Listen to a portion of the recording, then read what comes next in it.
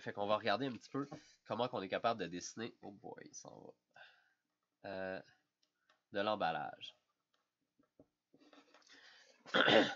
Aujourd'hui, pour les premières démos, je vais y aller direct au crayon noir parce que les autres, ils me coûtent pas mal plus cher. Puis vu que c'est du papier normal, ben mon encre, il disparaît un petit peu plus vite. Si vous voulez continuer à travailler avec les touches pour faire vos cubes, puis tout ça, puis après ça, le finir avec le crayon noir, il n'y a aucun problème. Vous pouvez faire la technique que vous voulez. Vous pouvez prendre du bic aussi ou peu importe, ça me dérange pas. C'est juste que moi, je vais y aller un petit peu plus direct comme ça. Puis ça va me faire un peu ma pratique de perspective en même temps, comme si mes points de fuite étaient à peu près juste à l'extérieur de ma page. Puis je voulais me pratiquer un petit peu de même. Donc, on va y aller. Fait que, on va commencer, on va se faire quelques boîtes, puis on va regarder un peu comment on est capable d'enlever un panneau puis regarder à l'intérieur. Donc, moi je vais me faire un premier prisme. Ça va être à peu près comme ça. Là, je dessine les lignes un petit peu dans un ordre farfelu. Juste, des fois, ça me garde un petit peu plus éveillé. Comme ça ici. J'essaie de les garder quand même, vu que moi, je suis tout en noir. J'utilise pas de crayon gris. J'essaie de travailler un petit peu plus mes lignes de construction. Fait que, je suis comme ça. Je vais tout de suite m'en faire une deuxième.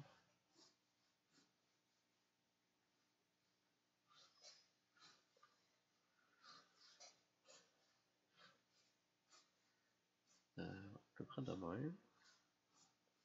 Ça, c'est parfait, ça, pour cette démo-là. Donc, j'ai une paire de cubes qui sont pas parfaitement cubiques, mais c'est des prismes. Ils sont corrects. Good.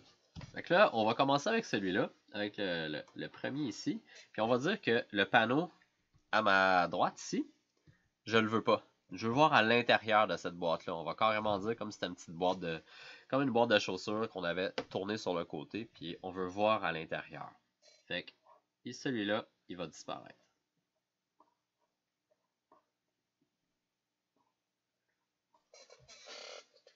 Donc, la première chose qu'il faut faire, c'est tout mettre les lignes visibles avec une ligne d'épaisseur normale. On va considérer que tout ce que j'ai dessiné là est à peu près des lignes de construction. C'est sûr que mon extérieur était déjà quand même un peu plus foncé.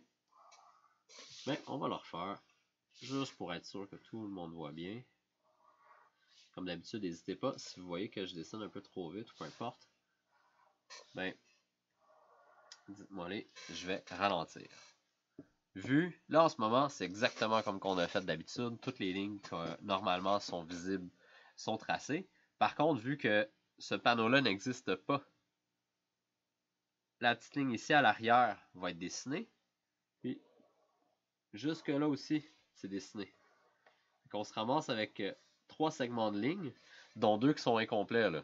Ici, on a comme toute cette portion-là qui reste en construction. Après ça, on a une ligne visible. Ça monte ici en ligne visible, puis après ça, ça devient en construction en haut. Fait que c'est déjà pas pire.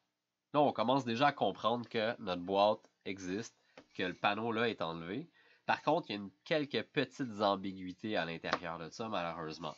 La première, c'est est-ce que ça, c'est un ruban de carton, puis les deux côtés sont vides? Peut-être. Fait qu'on va aller essayer d'enlever cet effet-là. Puis, veux pas, c'est pas... Il manque un peu de lisibilité aussi. Fait que la première chose qu'on peut faire, c'est rajouter nos épaisseurs de ligne grasse sur notre silhouette, juste pour détacher l'objet de notre page, que ce soit plus intéressant à regarder. Comme ça. Puis après ça, la ligne à l'avant ici, vu qu'elle délimite une surface qui est visible, puis son dessous qui est non visible, on va aller donner une épaisseur de ligne grasse. Puis la même chose là. Fait que là, c'est quand même pas pire. On voit bien que ce panneau-là ici est bien séparé de l'intérieur. Par contre, à l'intérieur, dans le fond, là, est-ce que c'est vide ou est-ce que c'est plein? On ne sait pas. Moi, c'est à ce moment-là que j'utilise un truc très très simple.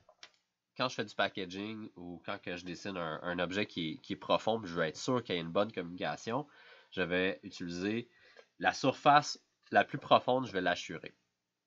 Fait que dans ce cas-ci, c'est clairement elle. C'est ma petite ici, là. Celle qui est dorénavant en orange. Fait que moi, je vais aller assurer à 45 degrés. Je veux pas être parallèle à d'autres lignes parce que ça va créer de l'ambiguïté. Je veux vraiment être un peu à 45 pour jamais arriver parallèle ou perpendiculaire à un panneau. Donc,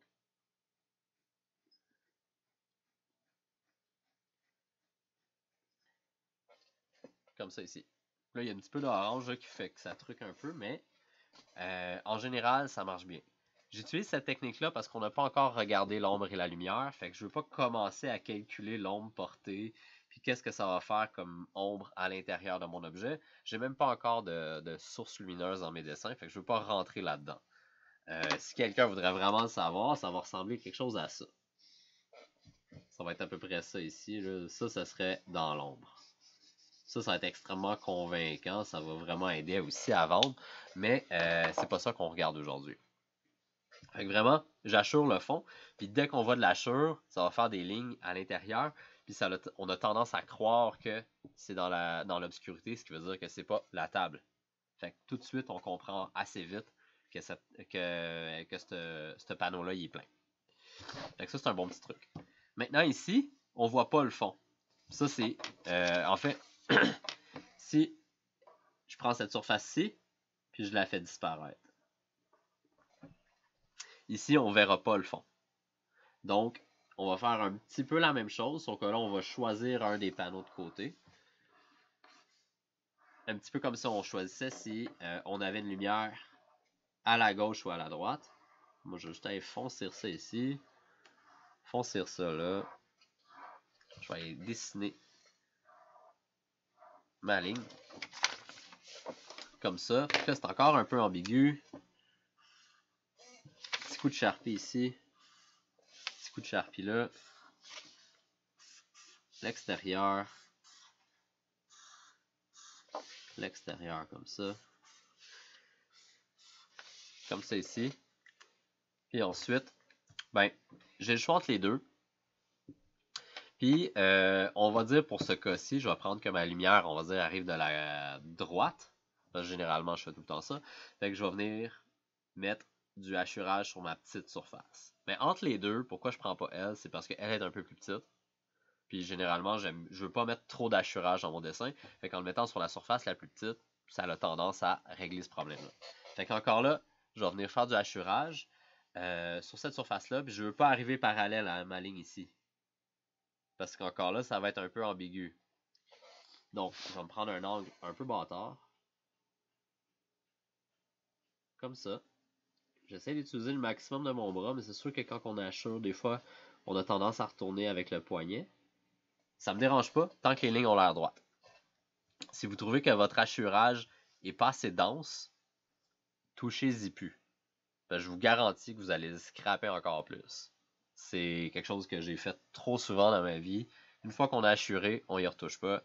Ça va être beaucoup mieux pour vous. Essayez même pas de repasser des lignes pour qu'ils soient plus foncés. C'est du one shot. Il n'y a pas de undo là-dessus. Fait que déjà là, encore là, vous voyez que juste des boîtes comme ça ici, ça vient bien communiquer le fait que c'est des prismes qui sont bel et bien ouverts. Puis on peut voir à l'intérieur. Fait qu'encore là, pour exprimer vos concepts, ça va aller vraiment, vraiment bien. Là, on va dire qu'on va refaire un peu ce cube-là, mais cette fois-ci, c'est bel et bien un ruban. On veut voir à travers.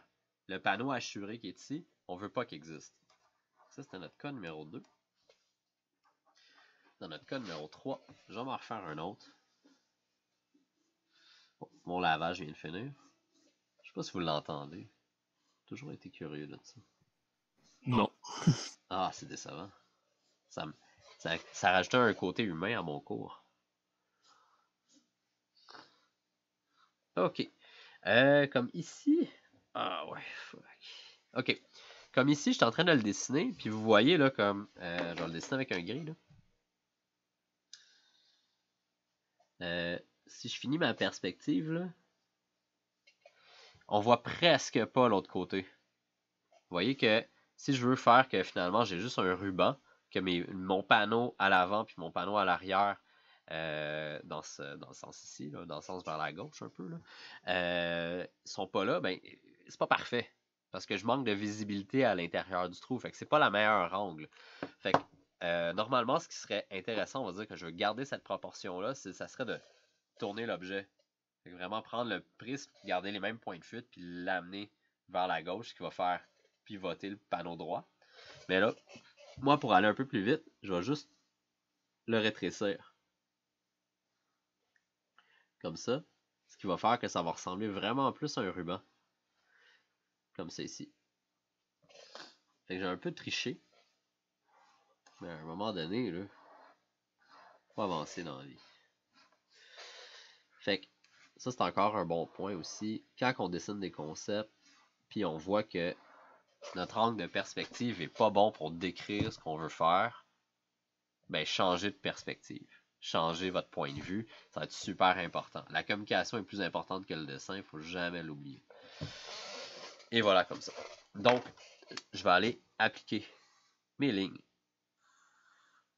d'épaisseur un petit peu plus épaisse, comme ça ici.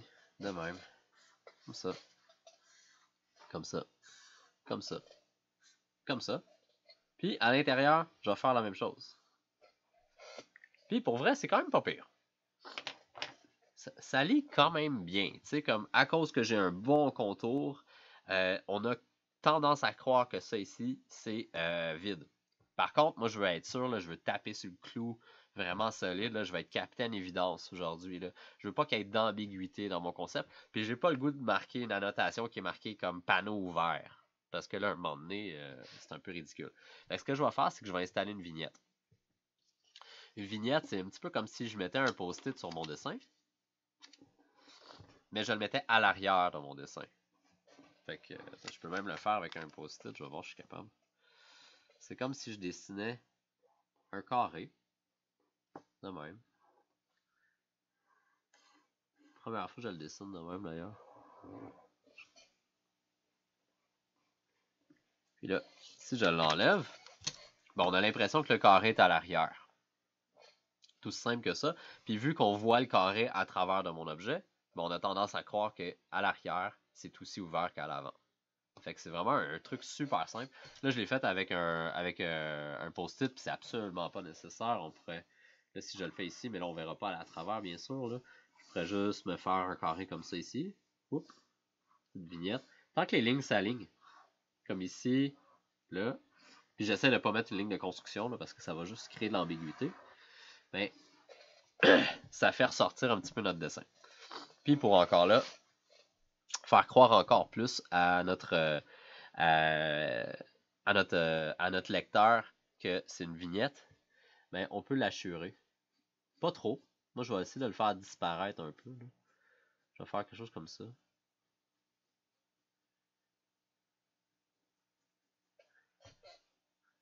Comme ça ici.